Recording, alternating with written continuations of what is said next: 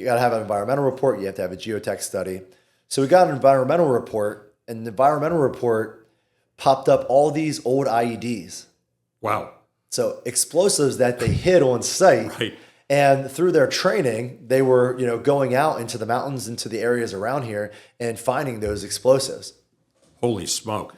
So I'm sitting there waiting, on some questions. Questions that I've received from every other project are like, what's the rents? Yeah. What's your construction cost? What's the marketability of Not this? what's going to blow up. Yeah, exactly.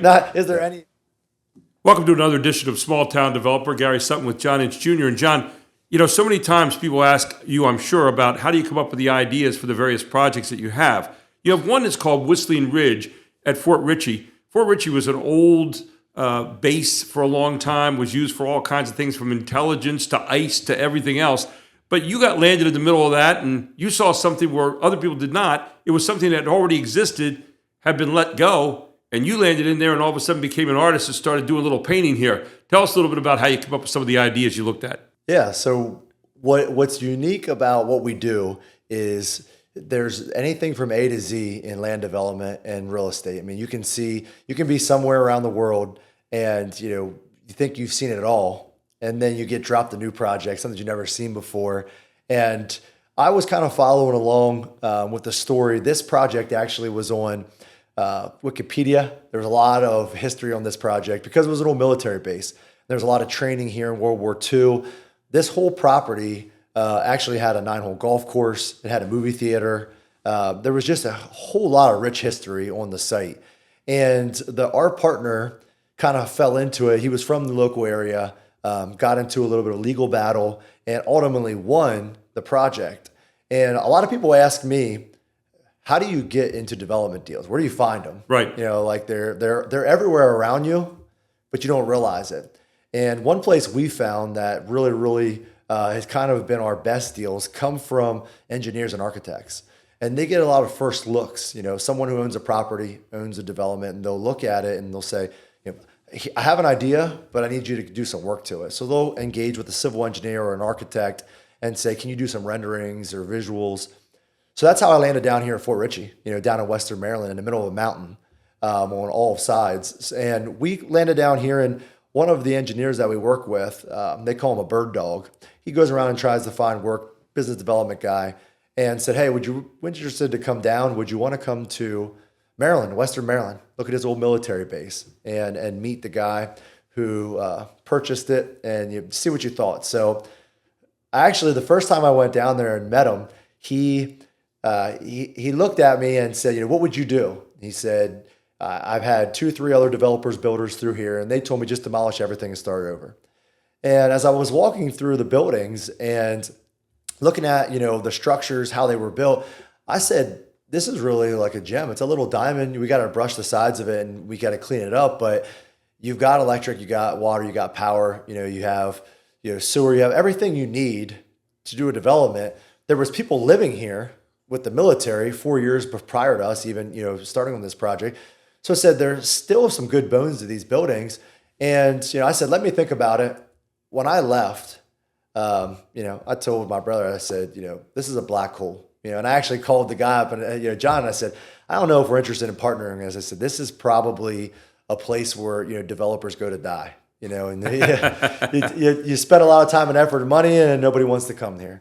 And our partner, John, another John, he's brilliant and he could see, and we kind of connected immediately. I saw his vision for the whole base. And he's done so many great things down there on the base. And our vision for Whistling Ridge for these townhomes. So we kind of pulled it together. And that was the basis of where we started. Rundown, windows broken, graffiti on the outside of the buildings. Basically like a ghost town, something you would see in a movie. And what's crazy about this property is, have you ever watched the Lioness movie? Yes. Or Lioness, it's a show. Right. That Lioness, the first series was filmed here. Is that right? The first series. If you go and you look at some of these old pictures that we have, you'll see in the series, it was filmed down here. So you go back and rewatch it, you're going to see a lot of these buildings show up in that. And it's interesting because it's so unique, but it was just so underutilized. And for the last 10 years, the military owned it. They really didn't do much with it. It was, kind of limped along. Have a really, really nice community center that's actually on site here that Cecil County manages. We love the area. I kind of fell in love with it. Went back the second time with John. I said, we're in. What do we got to do? So we partnered up in an agreement and started working on this to bring this to fruition. And we had a couple different renditions of how we wanted to remodel these.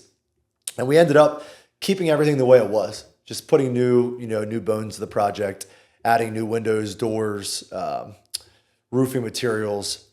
And when you're doing big, large developments, now this project is $8 million project, nothing that's crazy large, Right. But winning and losing is a fine line. And we relate a lot of things to sports when you and I are just talking about deals and real estate development, just personal life. And how you attack and the game plan you have for a development like this, it means everything in the world. Like lately, we've gotten so many deals come to us. Currently, people are just stumbling over them because you only have you think you have forever to get a deal done. You only have a finite amount of time. You plan, you prep, you come up with a game plan, how we're going to attack this development, and then you go after it with all you have. And speed is your friend. So what we did was we took a vacant building that the military had left on the site here, and it was a big warehouse, just wide open, vacant warehouse. And what we did was we stockpiled every single piece to renovate 58 townhomes in that warehouse. All the fixtures, the toilets, the windows, the roofing, the siding, the doors, the flooring, paint, electricity, everything you could think about, we stockpiled. So we were essentially a little Lowe's on site. We took a warehouse and created a little mini Lowe's, Home Depot, Ace Hardware on our site. And that's what our team did. They pulled back and forth from that building. So we never had to run for materials. We never had material orders. It was always there on site. So we attacked these townhomes, and in 8 months, we renovated all 58 townhomes, from barren buildings to brand new looking townhome community. And that speed, I think, is what helped us able to do this project and make it a success, is we took no days off. And, we actually, having the ability to have a bunch of people and have the resources, we demoed all 58 townhomes, believe it or not, in one day. Wow. We demoed all 58 townhomes in one day. So we took all of our crews down of some of our other companies, and we took all 58 townhomes and cleaned them all out and put everything out along the street in one day, from old flooring to drywall, toilets, tubs, shower, anything, and we piled it along the streets. And then we came on in the afternoon with multiple dumpsters, and we cleaned it all out. It's amazing when you listen to this. You sound like a general on the attack here. And, great armies always had to have great logistics to get what they needed right there to the front lines. Here you are on the front lines of a project, and you bring everything in there to that warehouse. Your logistics are right there, and now you can operate strong. You're not wasting time having to go here, there, and yon to find things. But there you had everything on site. So as you go through all this, take us through the mind of how you attack it, because you've got to go you've done due diligence now, but now you've got to go about the attack. You've got things in place. You've got your materials in place. Obviously, you've got a legion of guys helping you right now attack the project. So what do you do? What's the priority from one to whatever? How I approach every development is a large puzzle project. And the smaller projects are 60-piece puzzles. The larger projects, the multiple $1 million you go up, become 1,000-piece, 2,000-piece, 5,000-piece puzzles. And before you even start the project, you have to almost understand every single piece of it, even before you start it. So it starts with, can I get financing? Can I get someone that would invest in it, whether it's our funds, whether it's partners' funds or investor funds? Would somebody even want to invest in something like this? Before we even think about becoming a partner, all of those things are running through my head, and we're putting them in models, and we're creating models to, will this financially make sense? Once you get into the development, then you start getting into, okay, the construction ability, how much it costs, what we have to do, how we staff it. And that's where it gets into the game plan and the strategy.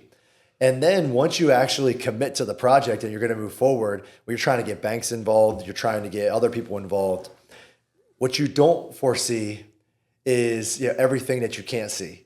Right. And one thing that's crazy is we took multiple banks down here, and a lot of the banks said no, we're not doing military bases. Typically, military bases in general have high environmental issues. Right. So typically, it's high levels of arsenic or ammunition residue, Unexploded ammunition, things like that. Yeah. Lead or something like that they're having in the ground. And fortunately, the military cleaned a lot of that up when prior for us purchasing the project. They had cleaned a lot of that up. But what came to fruition, as we worked through this project, was just crazy. The lender comes through. In every bank lending process, you go through due diligence. They do their own due diligence. They give you a term sheet.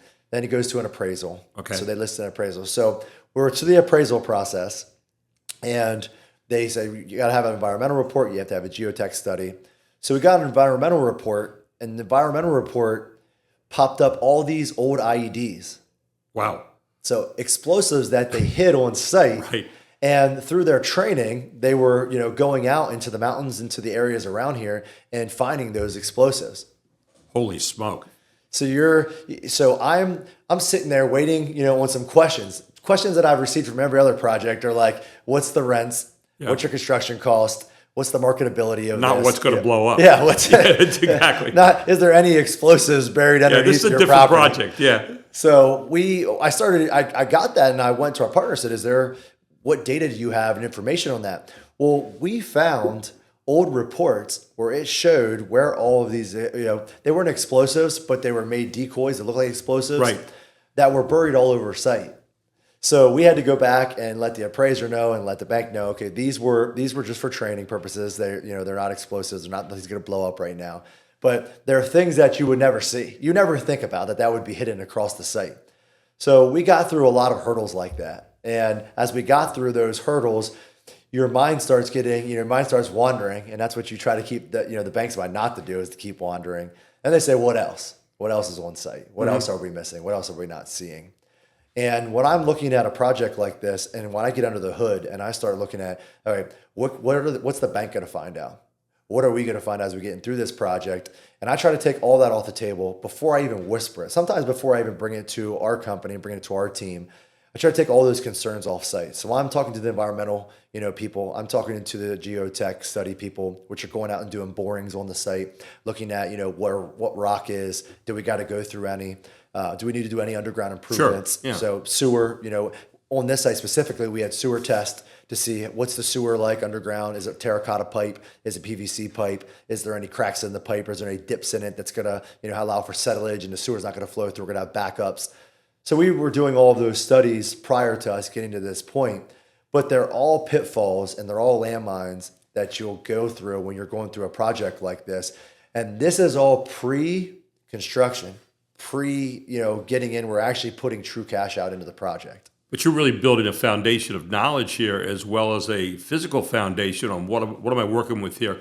How do you know, just from experience, how do you know when you've covered it all? How do you know when, okay, there's no more landmines, physical or any other way out there for me right now, and I'm ready to go forward now with the building?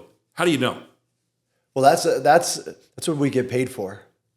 It's the risk that you're willing to take with what you know about the project. Right. And so for me, environmental geotech is the top of my concerns. Right. Like I want to make sure that the site's clean and we don't have any huge issues because, and from my environmental standpoint, you have a bog turtle and you're on a new project, you're done. Your years, relocation, the projects can go, 40 different ways. But when I get through environmental geotech and I know there's a market for the property, I know that people want to live here. Once I get through those three, everything else typically falls in place. If you're buying the property for the right price, if the construction costs are for the right price. And for us, as you go through a bunch of these projects, you start seeing what good looks like. And once you can recognize what good looks like, and I have a development manual that states what good looks like: price per unit, price per square foot, price per building, price per acre. We have all these metrics that we use. When it starts fitting into 8 or 10 of these metrics in our 20 metric, page that I have, when it fits into those metrics, I know it's going to be a good site.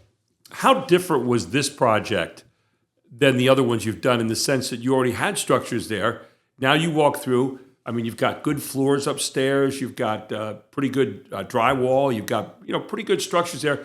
But they're kind of like covered up with, trees that are grown over and different things like that. You said you had to clear them all out. How different was this from other projects that you've done as a small town developer? What's nice about these projects, they're what we consider a value add.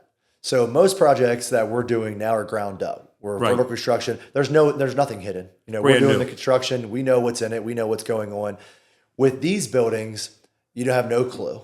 And especially the military build them, you don't know how thick the walls are. You don't know what they use for drywall. You don't know what they use for framing, how they insulated the wall, all those things. So there's a huge upside in value add. There's also a different level of risk when you don't know who built it. You don't know how they built it. And it's like unraveling the puzzle. So it's like taking the puzzle and taking it all apart and then trying to put it back together after you threw the pieces around the room. And that's kind of how these value adds are. The upside is great. You don't need to go through any of the process for, conservation, land, all your development work's done. Basically, all you're doing now is, can I construct it and can I renovate these units in the cost that I say I can renovate them? And we did, a heck of a job, our team, with analyzing that pre-construction and having the ability to have that warehouse to utilize. That was out of the blue. We just said, hey, we should utilize this as kind of our home base and work out of there. That was a strategic move that we made that allowed this project to be gigantically successful. Now, final thoughts here. As you look at this whole project here, this is a gated community, literally a gated community with the Fort Ritchie gate on the outside of it, which is kind of cool when you think about it. But tell me about the satisfaction that a small town developer gets once you're done with this whole project. You've cleared everything away, and now you're sitting there looking at something after there was this ratty looking place that had been let go. All of a sudden now, here you got this beautiful community, very historical. Used to be a German prisoner of war camp at one point in time and all the other history that goes with it. Tell me a little bit about the self-satisfaction that you have when you put that puzzle together here and now you've got this standing behind the gates of Fort Ritchie. It was super satisfying in the way that what I didn't know, and our partner John knew, was the passion and the emotion that came with the people who grew up there. So there's a huge base of people that grew up there as kids when their parents were in the military and they lived there on site. So going back through history and looking at the concerts that were there and the traditions that were there, the golf course, the theater, everything that place was back in like the 80s and 90s. It was beautiful. I mean, it was somewhere where the kids had great memories. Bringing this back to life basically brought a piece of what they experienced as a childhood back to life. And a lot of the people that actually live in the units here as kids lived on the base. And when you can revitalize a community like this, and we're just a small piece of this property is 500 acres. Our partner took a lot of these vacant buildings and turned them around. There's a cafe on site. There's a tap house on site now. There's the barracks buildings that go down along the main avenue that turned back on site. Now some of them are Airbnbs. Some of those are commercial spaces. He put a market on site. There's a doctor's office on site. There's a church on site. It's basically now a gigantic 500-acre gated community, and he just keeps adding nice amenities to the site. So our initial vision is living out, and it's getting better and better, and we actually have a waiting list to get into the community now on these units. It's an amazing thing now when you think about this, that you took that jigsaw puzzle that you look at, you added all the physical pieces, and yet there are other people now coming in with a spiritual piece of what once was, and you combine those two together, and it becomes a beautiful place like Whistling Ridge at Fort Ritchie. What a neat project, and what a great way to attack it. And as you said, everyone's just a little bit different. This one was one that brought together your ideas with some ideas from the past and gave it brand new life. Pretty exceptional. Beautiful. Thank you for listening to our case study on our Fort Ritchie project. Please come down here and visit this someday. There's a ton of history, going back to the military, and a whole bunch of cool things to check out. Come down when you get time.